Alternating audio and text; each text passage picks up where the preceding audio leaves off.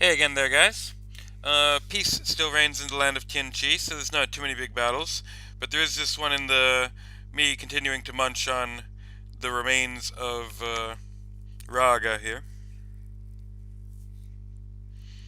Just take a look at it. So, I haven't scripted my troops. Like an idiot, I've got them all in a big glom here.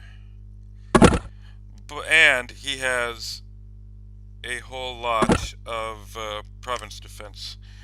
But I still managed to get through it with relatively few losses. It's not very great. The independent troops in the province defense aren't that great. Light cavalry and I think militias, or maybe light infantry, like militias. So yeah, but in the future, right after I watch this, I will script my troops because it's pretty dumb.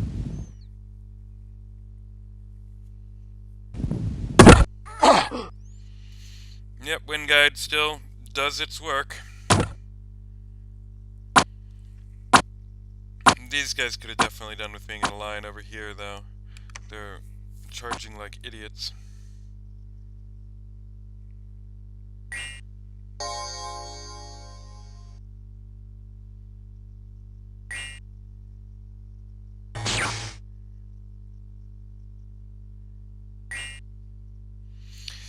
Alright, I'll wait for one more volley and you can see what I mean. Yeah.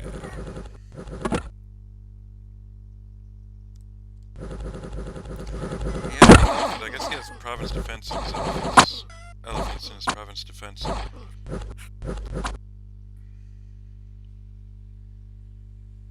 And yeah, he's even strength of giants seeing the wrong people. This army is not as good as it could be.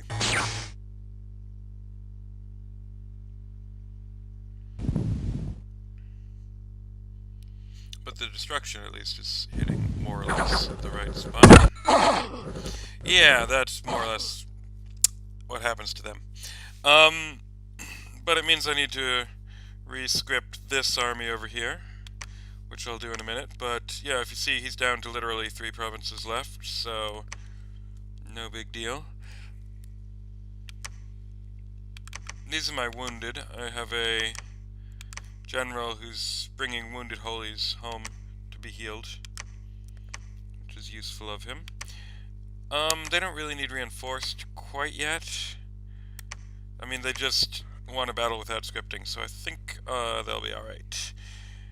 But it would be nice to tear down those walls a bit quicker. Over here, I believe I will bring the king home and leave the Khan in the field.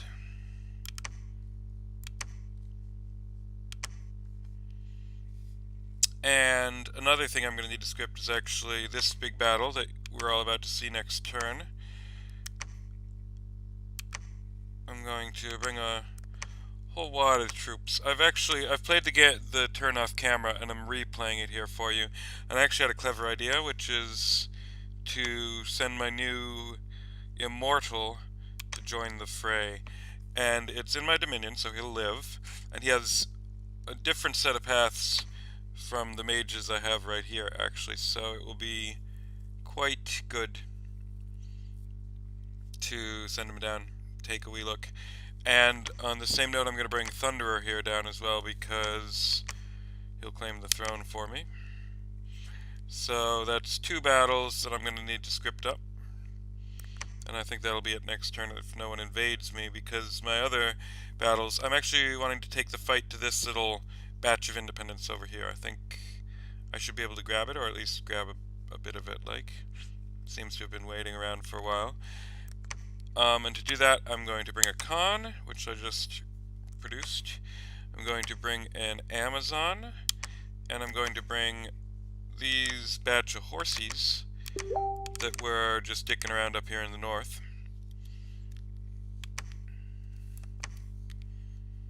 And together they should do a number on all those independents. Even the Bloodhead Druids with devils, which sounds horrible.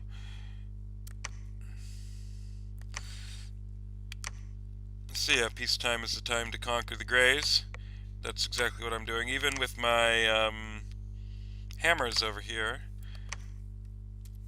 I'm going to...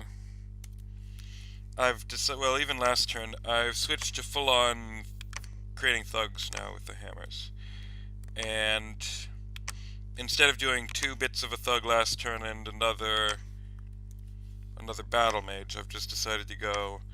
I switched it up off camera, so I did 4 thug pieces. And it's this guy here who's going to become my first thug. If you look at it, he now has a ring of water breathing, which he's going to need to get underwater. He has Boots of the Messenger, Vine Shield, and Frostbrand. So he has Encumbrance 6, Reinvig 3 at the minute. And for the rest of his gear, I'm going to get him I have just enough death gems for a horror helm, so I'm going to grab him that. I was saving up this exact same amount for a skull staff, but I decided it's less valuable right now. So quick horror helm for him. And yeah, he should, I mean, he's just a human thugging, so I kind of want all this top tier thug equipment for crowd control, like the horror helm and the vine shield and the frostbrand. I was wondering, humming and hawing about what to give him for armor. Because you see, the thing is, he has this nice armor, and it's one of the reasons why they're thuggable, is that they come with the free nice armor, but it does mean his encumbrance is 6, not 8, but 6 for that other guy. And it's made of iron, which means it's going to rust underwater, so I don't really want him to be wearing iron armor, so I'm going to forge him something, and I'm going to make it a Bright Mail Habarkin. This is like the cousin of the Shade Mail one, which is excellent, and this one is much less interesting, but it's just light armor that has 0 encumbrance, and isn't made of iron. And that means that his encumbrance will be down to 3 with 3 reinvigoration, so he's gonna be fatigue neutral, which is nice. So yeah, Bright Mail Habarkin. Oh, but it will require a bit of alchemizing pearls. I think I'm going to make use of all my pearls this turn, or maybe not. But forge, Bright Mail Habarkin, and he still has 1 miscellaneous slot left. And I'm going to go for a luck amulet because he's a low hit point thug. And luck might well be useful.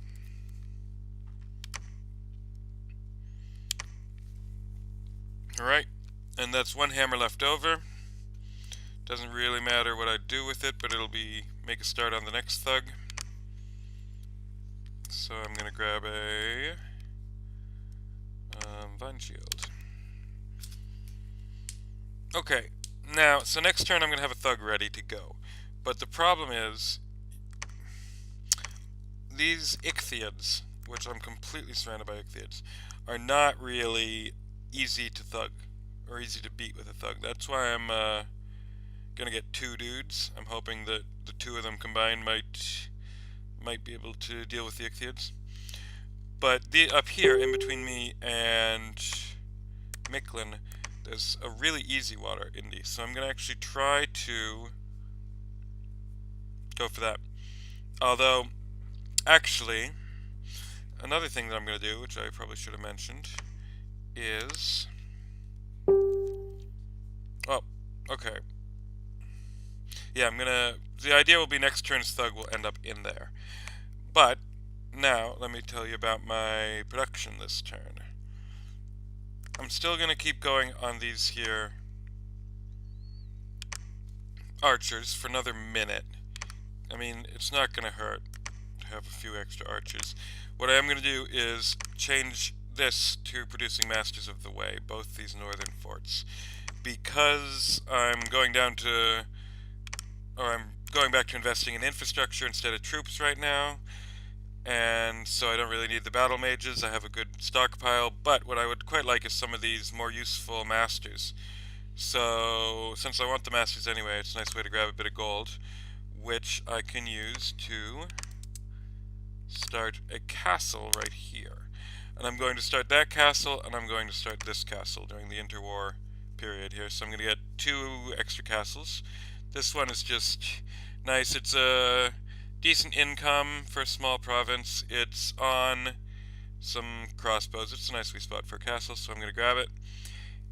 And that means that putting a lab there at some point is required. And I decided to put the lab there a bit early, because my blue guys have nothing to do. My scrying pool dudes have run out of places where they can scry. So if I form that lab a bit early with my scrying pool dude, then I can go back to scrying with him, which is what he should be doing. And so he's going to fly up there, put a lab there, which means next turn my fully geared thug, this guy, can fly up there, arrive in time for the lab, finish up his gear, and then dive into the water immediately.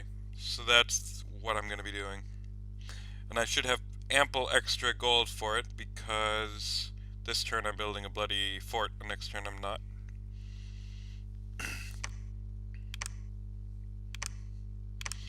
With my other boots, I'm going to send this blue guy south so that he can go back immediately to scrying pooling. He's going to go there.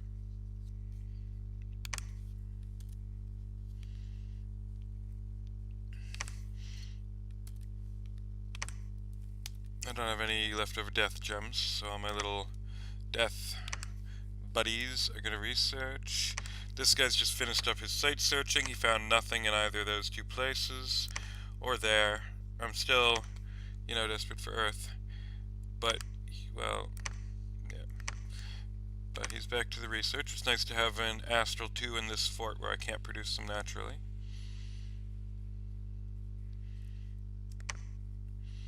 I am going to try and hit the Horus specs pretty hard here, or the remote site searching. I realized that this guy could have been doing it and wasn't, so he will.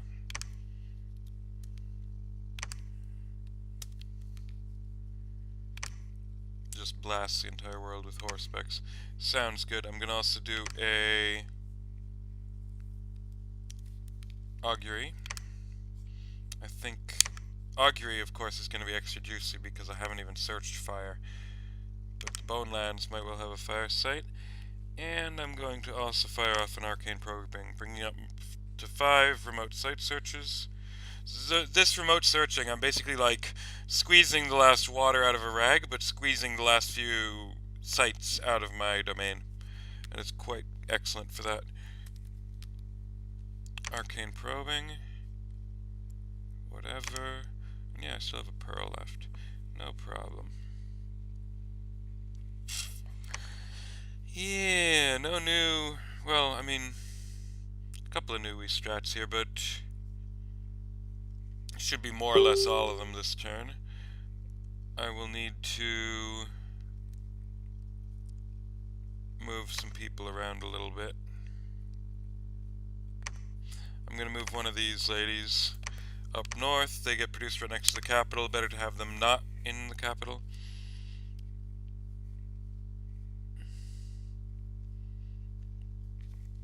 Let's have a look at the research here.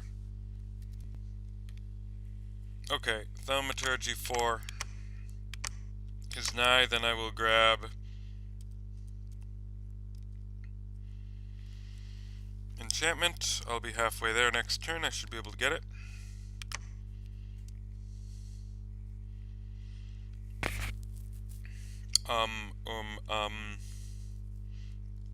Yeah, 2 battles.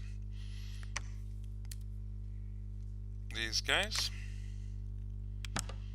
Line formation.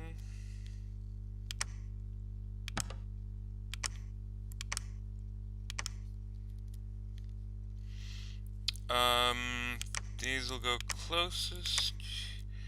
These will go flyers. And these guys can go largest. For this army, this will be my fancy new army. Alright, I'll make sure that I'm done with everything else for the turn. Then I can go straight from showing you that army's layout to showing you its battle. Anything else? This guy can go there. Like I said, I did play out the entire turn and then not save it, and this is me playing it again, so I should have a decent idea of what needs to be done. Alright, let's do that. You can skip ahead, of course, if you don't want to watch all this silly nonsense. These guys, I have a lot of them, so that is just a wall of solid meat. 2 squares deep with 75 hit points a square, which will be covered in wood as well.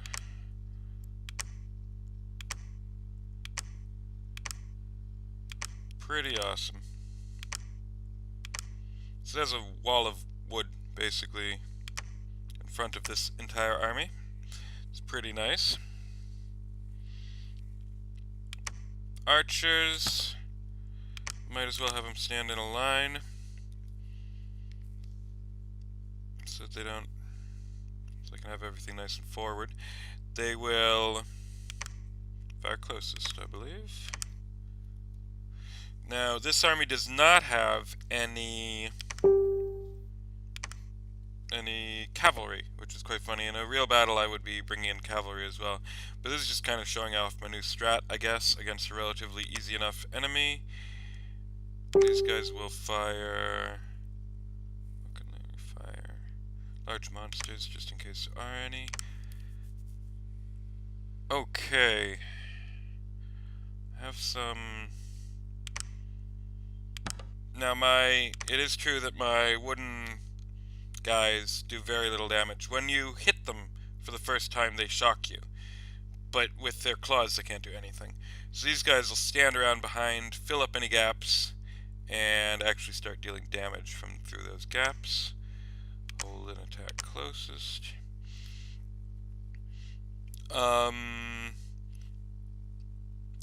Onyx Priestess, of course, will do courage for the living in my midst.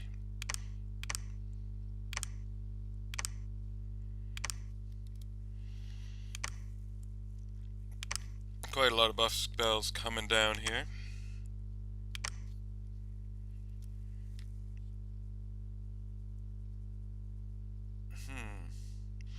I don't actually have a general, I notice.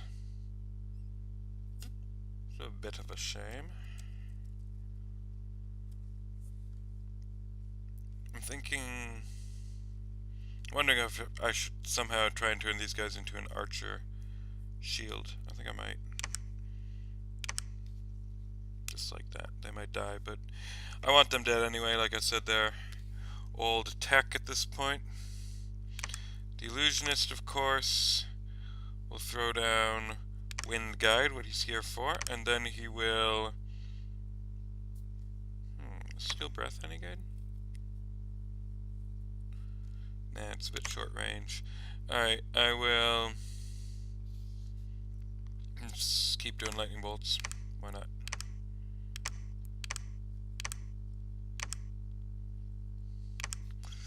That's cool.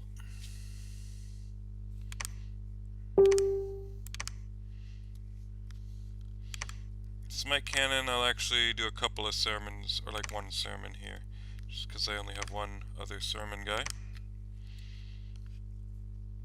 Oh, Divine Blessing. Yeah, it gives a bit of precision to all my holy mages, so it's better than the alternatives for him, although he's not being very well used in this battle, because he's only here for after the battle, which is also true of Lu Tung Pin here. Lu Tung Pin will throw down Acid Bolt.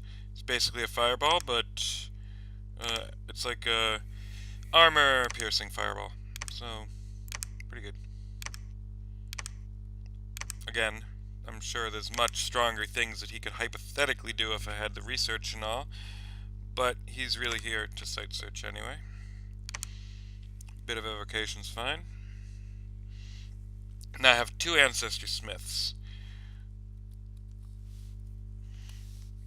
I could do Earth Meld or Destruction. I think I'll do Destruction, because it goes so well with Wind Guide.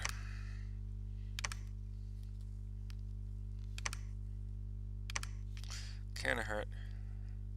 And I think I'm gonna actually start doing 4 times Destruction, because they have those suited and booted going on, so they can throw down more spells. And they'll likely be hit by a Wooden Warriors as well. It's excellent. And that should be 8 destructions. We'll see how it goes, of course. That's more or less it for this army. Mound King will stay back, as will the commander. Oh, he has a bow. And still they'll stay. Yeah, they're fine back there. Cool, now let's watch this army in action here.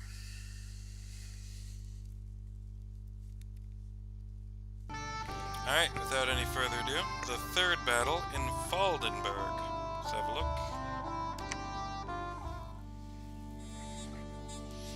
Alright, so this is just a level 1 throne, but it has extra strong defenders because they got lucky with their mages. See how he does.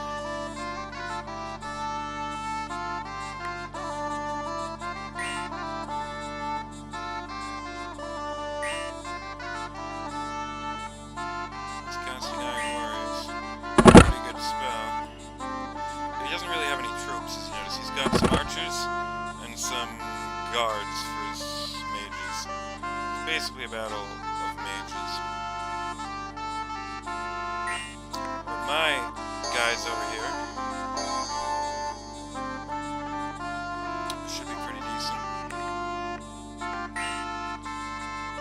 Let's look at these guys with and without Wooden Warriors. Hit points 25, protection 0. That's how they normally look. And Shockaroo overcharged 10. But with Wooden Warriors, we suddenly got... Oh, for Christ's sake. Protection 10, which is way, way better than protection 0, let me tell you.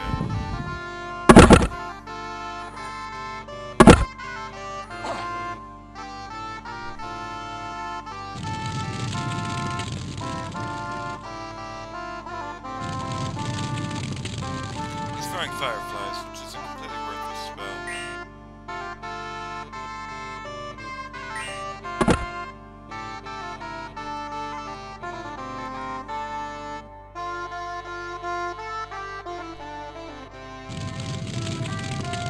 Acid Bolt. Misses.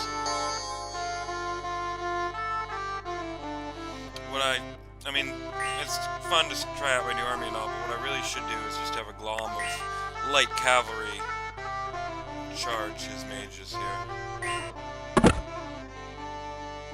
He's legions of stealing these guys, which is dumb, because it only affects your armor and they have no armor.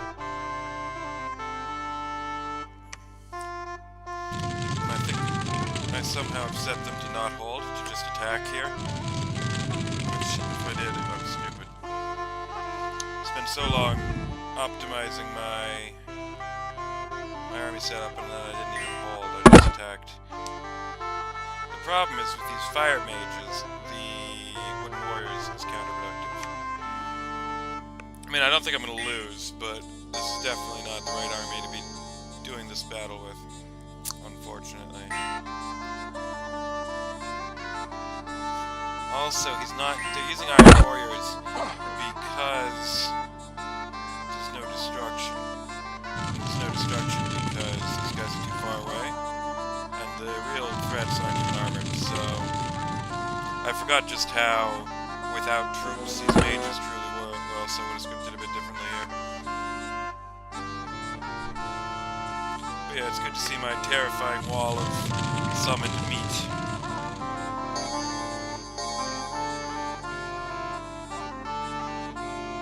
I'm kind of glad they're marching forward so that they can at least engage his cavalry. Yeah, this is what I was expecting. Raised dead. He's raising the dead finally. I was expecting a lot of raised dead to come out of these guys.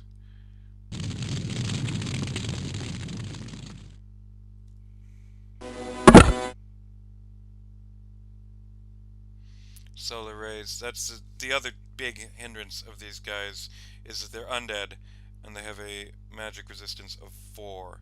So priests just slaughter them, and solar rays will probably also not be good for them. Like,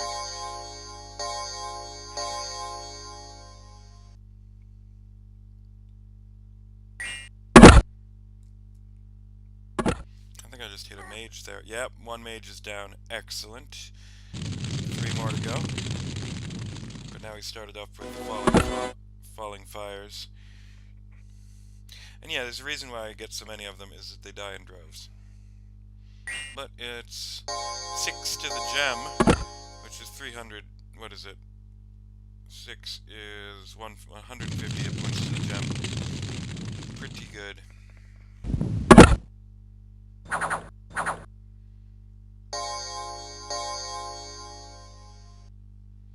And this shouldn't be a problem here. I guess it'll be better than those. Oof. Oh, that's not very good. Why not cast... Yeah, on the subject of being really bad at this game, I didn't cast Wind Guide because my Wind Guide guy snuck. But it's okay, this is a low value battle, more or less.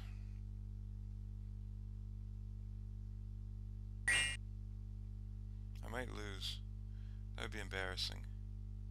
But yeah, I assume over these parts is gonna be good for me. Yeah, they just hit him like 8 times for 1 crossbow. Good. That's some troops of his running. These guys are actually decent soldiers. Oh, that's 3 mages down. You saw one of them, or at least I saw one of them. I missed one. But literally, when that blue guy and that guy die, then the battle's mine.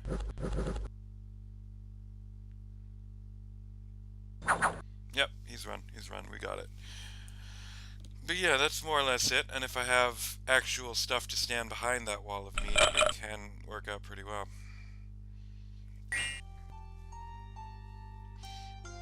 Alright, let's have a look here. I'm not sure I'm actually going to play this turn for you because we're running dangerously low on time, and playing 2 turns at once seems to have been leading to long episodes lately. Yeah, those corpse constructs, look at that. But I can get more of them fast. And yeah, I think I had them scripted to just attack, not hold and attack, so that was part of the problem. Let's just check if I get anything.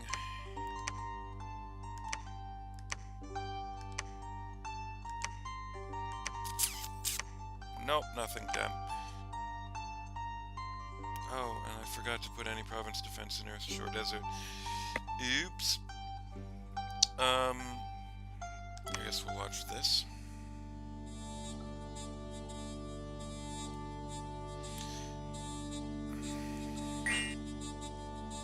This looks impossible, but he's province defense heavy over here, and militia heavy. I think these are all... oh, they're light infantry. A bit better than militia, but if I get my wind guide up, and this one I'm pretty sure, yeah, I definitely have my wind guide up here, so it should work out for me.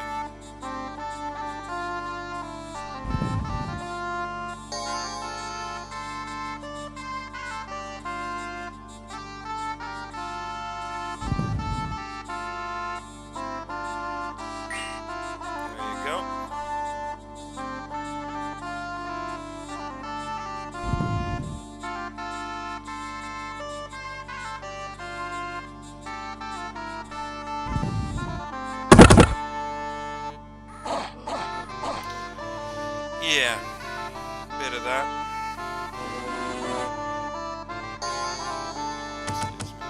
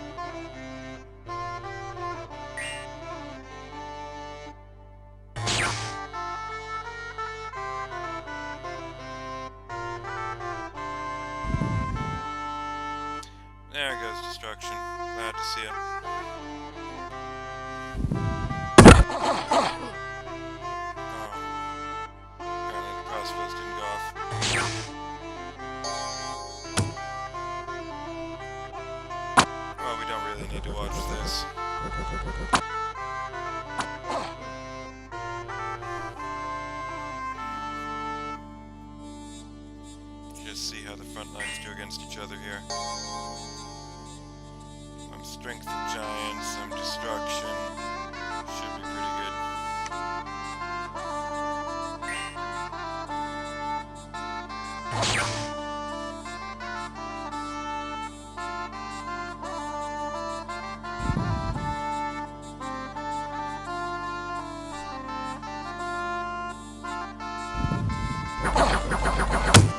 Haha, yeah. Yeah. That's what I'm looking at. Alright, so that'll be an easy battle, more or less. See how it actually turns out.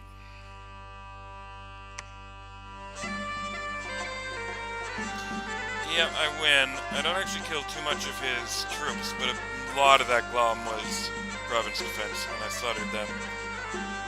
I took some losses. Alright, let's just take a quick look at the map, and then I'll end this episode because time is getting on here. I want to have a nice normal length episode and not a super long one. So that's good. We'll look at it again next episode. Yeah, he's actually moved forward some decent forces, but look at what I'm going to fall on him with. Bam, bam, bam. Not going to know what hit him. It's down to these 3 provinces. That's pretty good. Anyway, I'll do an episode and a half next, a turn and a half next episode as well. We'll see you then.